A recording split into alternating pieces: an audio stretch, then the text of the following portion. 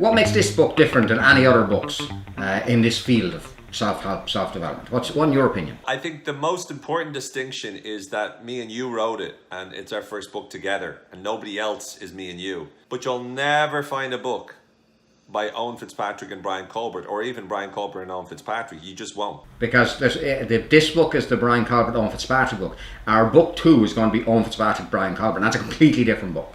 And do you think we could actually, like, between you and me, do you think we could actually take the book as it stands, flip the names in the printing, and release the exact same book, but explain it as a different book? Well, when the sales start to fall off, which it probably will in the first week or so, then we can come out with the limited edition. I suppose some of the other differences that this book has with a lot of stuff out there is, in many ways, we've been brutally honest about a lot of the bullshit that we find. And so many of these self-help books are like, oh, think positive, or life was wonderful and great. But like, we really I think it's safe to say that it's really depressing reading the book, do you know? Like, you'd read it and you just go into this dark hole and... Yeah, and book 2 will sort that. So we build a state, we build a state of hell, and we're going to fix it in book 2. I think one of the things about this book is, what's great about it is that it does, in many ways, talk about the darkness, but we do give, like, the whole notion of cynical optimism is the notion that you do need to be able to look at the world and be a bit cynical, you know, but at the same time be optimistic that everything can work out. And far too many people are just optimistic or just cynical. The reality is that you need to be able to draw on both. You need to be cynical about your negative thinking, for example, and you need to be optimistic about all the opportunities you have and all the things you can do.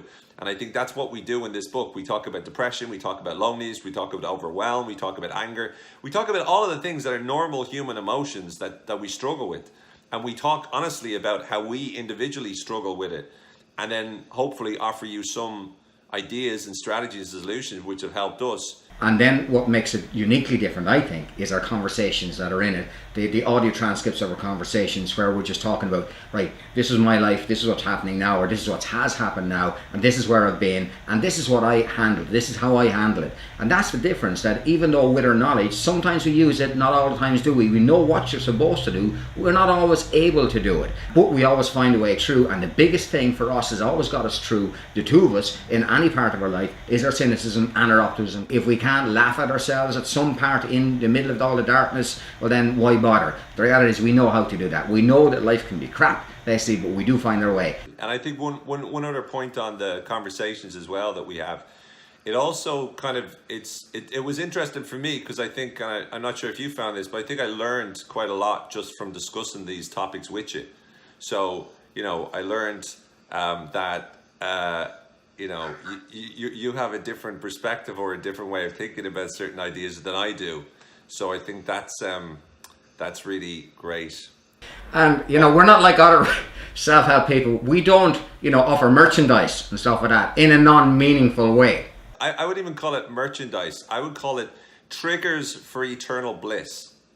I agree with that 100%. And that was really the thinking behind it. Sometimes I heal people and I don't even know them. Like, people get better in hospitals and, you know, they get better from illnesses or whatever.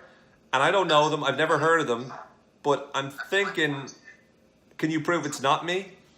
Yeah, no, that's mind bullets.